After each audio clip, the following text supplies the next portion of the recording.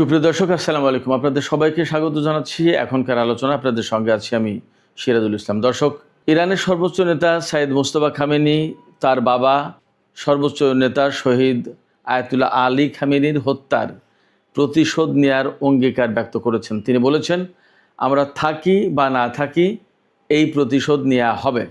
মার্কিন president Donald Trump যখন ইরানকে পৃথিবীর মানচিত্র থেকে মুছে ফেলার হুমকি দিয়েছেন, একেবারে সম্পূর্ণ ধ্বংস করে ফেলার হুমকি দিয়েছেন, তারপরে কিন্তু এই বিবৃতি দিলেন ইরানের সর্বোচ্চ নেতা, এবং এটি তার পক্ষ থেকে প্রথম বিবৃতি।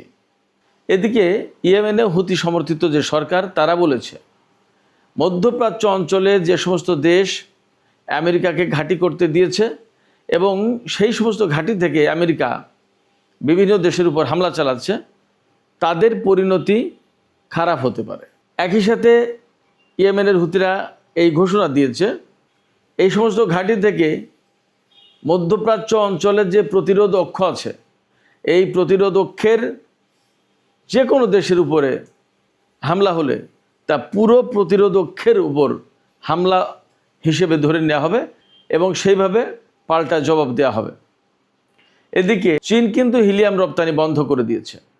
দেশটি বলেছে মধ্যপ্রাচ্য অঞ্চলের এই ক্রাইসিসের কারণে তারা এই মুহূর্তে আর হিলিয়াম রপ্তানি করবে না। তাহলে বিশ্ববাজারে এর কি প্রভাব পড়তে যাচ্ছে সেটি কিন্তু একটা আশঙ্কার কারণ হতে পারে। সুপ্রিয় দর্শক, আমরা এই সমস্ত বিষয় নিয়ে বিস্তারিত আলোচনা করব। আশা করি আপনারা শেষ পর্যন্ত সঙ্গে থাকবেন, আর ভিডিও ভালো লাগলে লাইক, কমেন্ট, শেয়ার করবেন এবং চ্যানেলটি সাবস্ক্রাইব করে সাথেই থাকবেন। দর্শক, চলুন আমরা বিস্তারিত আলোচনা করি। সর্বপ্রথমে যে আলোচনা করতে হবে সেটি হচ্ছে ইরানের বর্তমানে সর্বোচ্চ নেতা যিনি সাইয়েদ মোস্তফা খামেনি, তিনি বলেছেন ইরানি জাতি সর্বোচ্চ নেতা শহীদ আলী খামেনির শাহাদাতের বদলা বা প্রতিশোধ নেয়ার জন্য প্রস্তুত। এটি আমাদের জাতির দাবি এবং এই দাবি বা এই অঙ্গীকার অবশ্যই বাস্তবায়ন করা হবে। অর্থাৎ তিনি বিবৃতিতে বলেছেন ইরানের সর্বোচ্চ নেতাকে যারা শহীদ করেছেন তাদের বিরুদ্ধে প্রতিশোধ নেওয়া হবে। তিনি এরপরেই বলেছেন যে এই প্রতিশোধ অবশ্যই বাস্তবায়ন করা হবে, তা আমরা থাকি আর না থাকি, এটা যেহেতু জাতির দাবি। মার্কিন প্রেসিডেন্ট ডোনাল্ড ট্রাম্প গতকালকে হুমকি দিয়েছেন, গতকাল মানে 10ই জুলাই তিনি হুমকি দিয়েছেন যে ইরান যদি তাকে হত্যার প্রচেষ্টা চালায় বা তাকে হত্যা করে, তাহলে তিনি মার্কিন বাহিনীকে নির্দেশ দিয়ে রেখেছেন যে ইরানকে একদম পৃথিবীর মানচিত্র থেকে মুছে দিতে হবে, ইরানকে সম্পূর্ণভাবে ধ্বংস করে দিতে হবে। এই কথা যখন বলেছেন তার কিছু পরেই ইরানের বর্তমান সর্বোচ্চ নেতার পক্ষ থেকে এই বিবৃতি এলো, প্রতিশোধের ঘোষণা এলো।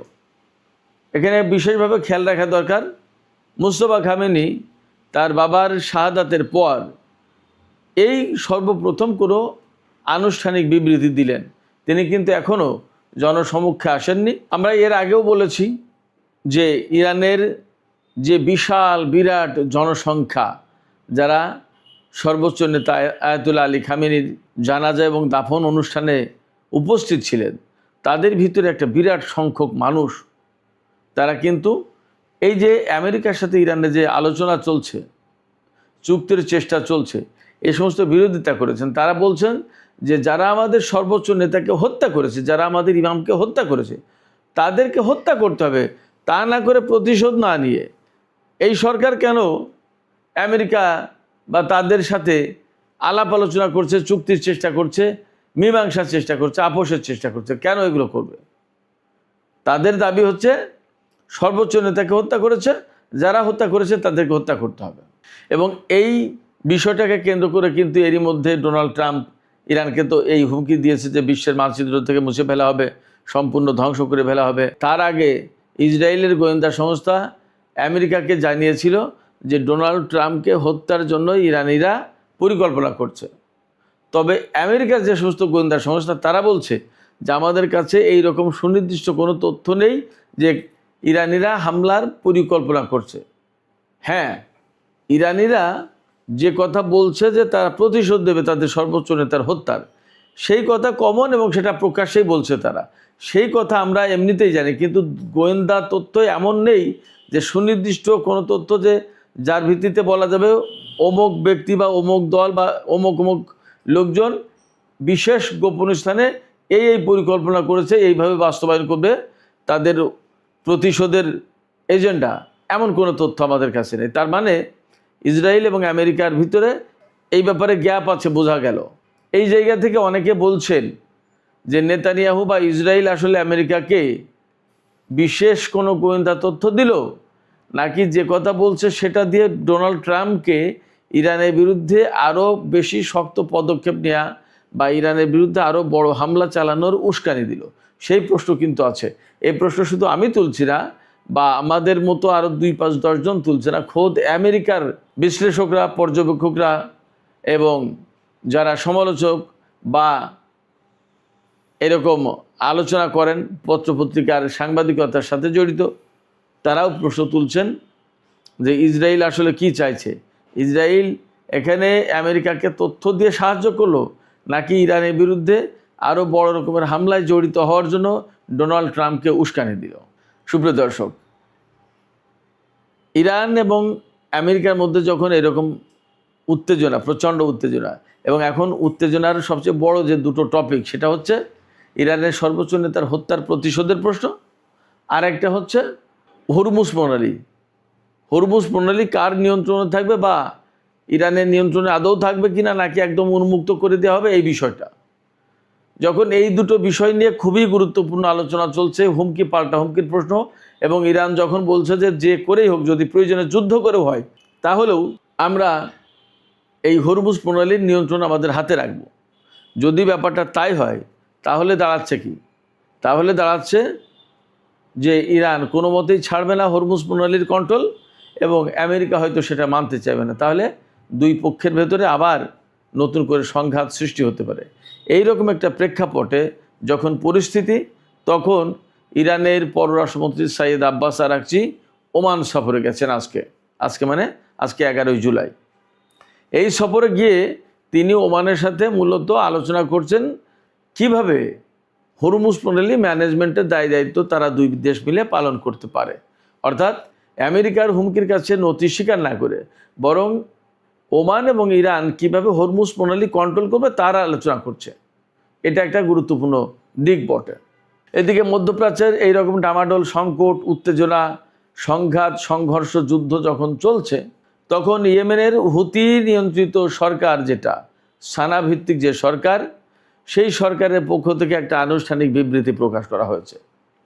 সেই বিবৃতিতে বলা হয়েছে মধ্যপ্রাচ্যের যে সমস্ত দেশে আমেরিকার ঘাঁটি আছে এবং সেই সমস্ত দেশ থেকে আমেরিকা যে সমস্ত প্রতিরোধ অক্ষের দেশ বা শক্তির উপরে হামলা চালাচ্ছে, যারা আমেরিকাকে ঘাঁটি করার সুযোগ দিয়েছে, তাদের জন্য পরিণতি খারাপ হতে পারে। ইয়েমেনের সানা ভিত্তিক সরকার একদম সুস্পষ্ট করে বলেছে, যদি এই সমস্ত দেশ মধ্যপ্রাচ্য অঞ্চলের প্রতিরোধ অক্ষের ওপরে আমেরিকাকে হামলা চালানোর সুযোগ দেয়, তাহলে এই প্রতিরোধ অক্ষ পাল্টা হামলা চালাতে পারে এই সমস্ত দেশগুলোর উপরে বা মার্কিন ঘাঁটিগুলোর উপরে, এবং এক্ষেত্রে একেবারে স্বয়ং সম্পূর্ণভাবে প্রতিরোধ অক্ষের যে কোনো পক্ষ নিজের মতো করে সিদ্ধান্ত নিয়ে হামলা চালাতে পারে। এর ভেতরে সবচেয়ে গুরুত্বপূর্ণ যে কথাটা বলেছে সানা ভিত্তিক সরকার, সেটা হচ্ছে যে এই যে প্রতিরোধ অক্ষের যে শক্তিগুলো এখানে যুক্ত আছে, এর যে কোনো একটা শক্তি বা যে কোনো একটা পক্ষের উপর হামলাকে প্রতিরোধক্ষ একেবারে পুরো প্রতিরোধক্ষের উপরে হামলা বলে ধরে দেবে এবং এর বিরুদ্ধে কঠিন এবং কার্যকর জবাব দেবে। ইয়েমেনের হুতি আনসারুল্লাহ আন্দোলন সমর্থিত সানা ভিত্তিক যে সরকার রয়েছে, তাদের পক্ষ থেকে এই কথা যখন বলা হচ্ছে, তার মানে দাঁড়াচ্ছে যে ইয়েমেনে বড় রকমের নতুন সংঘাতের, যুদ্ধের আশঙ্কা আছে, এবং সেই যুদ্ধে মধ্যপ্রাচ্যের দেশগুলো তাদের ঘাঁটি আমেরিকাকে যদি ব্যবহার করতে দেয়, তাহলে পরিস্থিতি কি হবে সেই ব্যাপারে কিন্তু মধ্যপ্রাচ্যের দেশগুলোকে, বিশেষ করে যে সমস্ত দেশে আমেরিকার ঘাঁটি রয়েছে, সেই সমস্ত দেশ এবং সেই সমস্ত দেশের সরকারকে সানাভিত্তিক ইয়েমেনের সরকার সতর্ক বার্তা দিল। এখন এই সমস্ত দেশ বা মার্কিন ঘাঁটি তারা কে কীভাবে বার্তাটা নেবে সেটা তাদের ব্যাপার, তবে মনে হচ্ছে নতুন করে সংঘাতে ইয়েমেন আরও অ্যাক্টিভলি এবং আরও বেশি ওয়াইড রেঞ্জে দায়িত্ব পালন করবে, অর্থাৎ ইরানের পক্ষ হয়ে যুদ্ধ করার সম্ভাবনা তৈরি হলো এই ঘোষণার ভেতর দিয়ে। আমরা কুয়েত, বাহরাইন, কাতার, সংযুক্ত আরব আমিরাত, সৌদি আরব, জর্ডান সহ মধ্যপ্রাচ্যের যে সমস্ত দেশ আছে তাতে 19টি ঘাঁটি এবং স্থাপনা, মার্কিন সামরিক স্থাপনা আছে বলে মোটামুটি তথ্য। ফলে এই সমস্ত সব ঘাঁটি এখন প্রতিরোধকের বৈধ টার্গেটে পরিণত হবে বলে মোটামুটিভাবে ধারণা করা যাচ্ছে। সুপ্রিয় দর্শক, আজকের আলোচনার শেষ পর্যায়ে একটা বিশেষ গুরুত্বপূর্ণ খবর নিয়ে আলোচনা করব।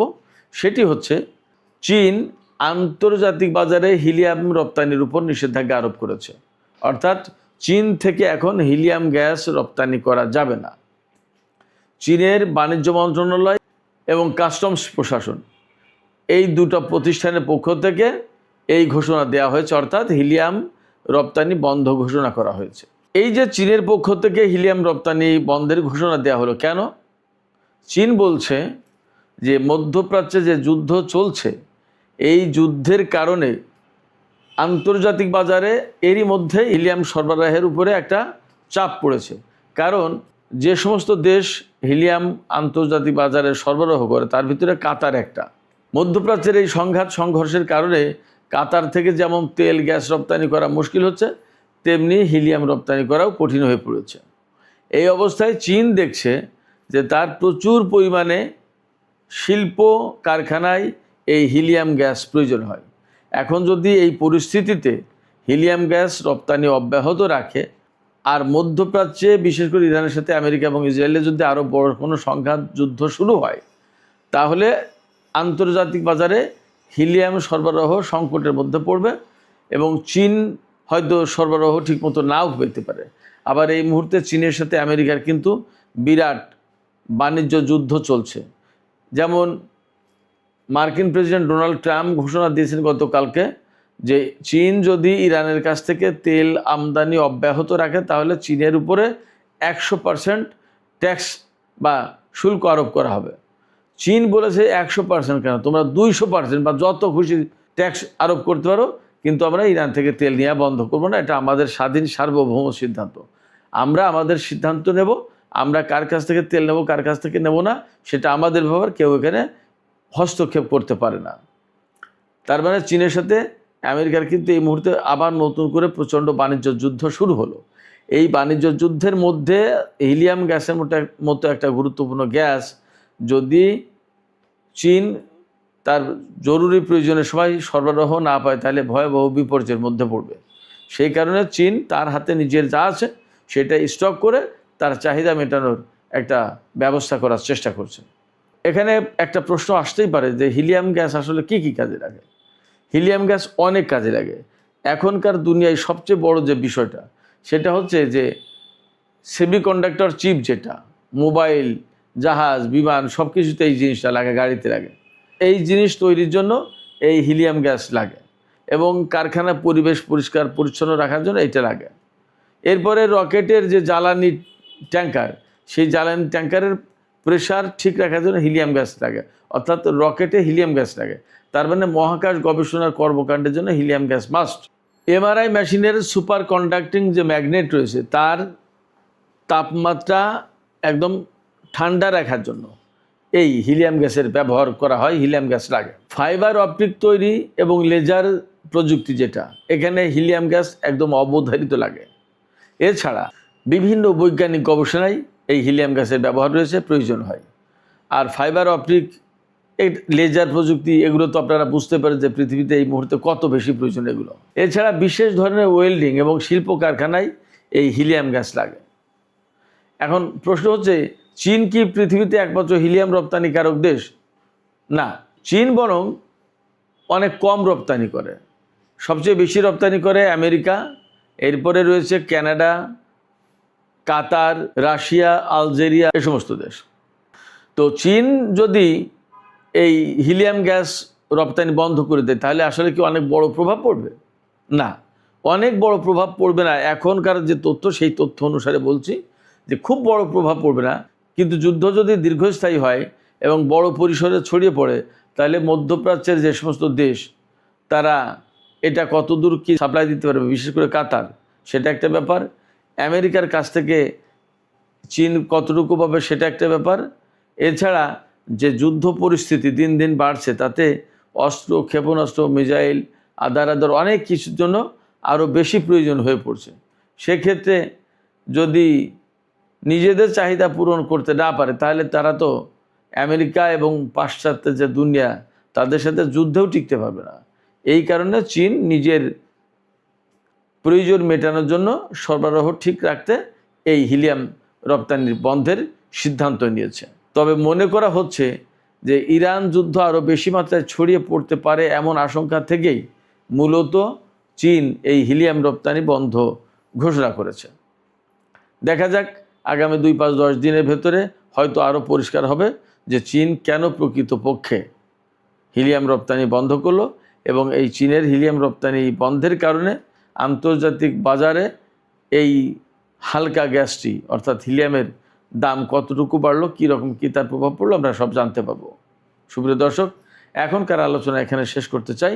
আলোচনা শেষের আগে আমি আপনাদের কাছে প্রথম যে বিষয় নিয়ে আলোচনা করেছিলাম সেই বিষয় নিয়ে একটু জানতে চাই যে ইরানের সর্বোচ্চ নেতা শহীদ আয়াতুল্লাহ আলী খামেনির শাহাদাতের প্রতিশোধ নেয়ার অঙ্গীকার ব্যক্ত করেছেন বর্তমান সর্বোচ্চ নেতা সাইয়েদ মুজতবা খামেনি। আপনাদের কি মনে হয় যে ইরান আমেরিকা বা ইসরায়েলের বিরুদ্ধে এই প্রতিশোধ নিতে পারবে? আপনাদের মতামত জানিয়ে কমেন্টে লিখুন। আর ভিডিও ভালো লাগলে লাইক, কমেন্ট, শেয়ার করবেন এবং চ্যানেলটি সাবস্ক্রাইব করে সাথেই থাকুন। দর্শক, এখনকার আলোচনা এখানে শেষ করতে চাই। আল্লাহ হাফেজ।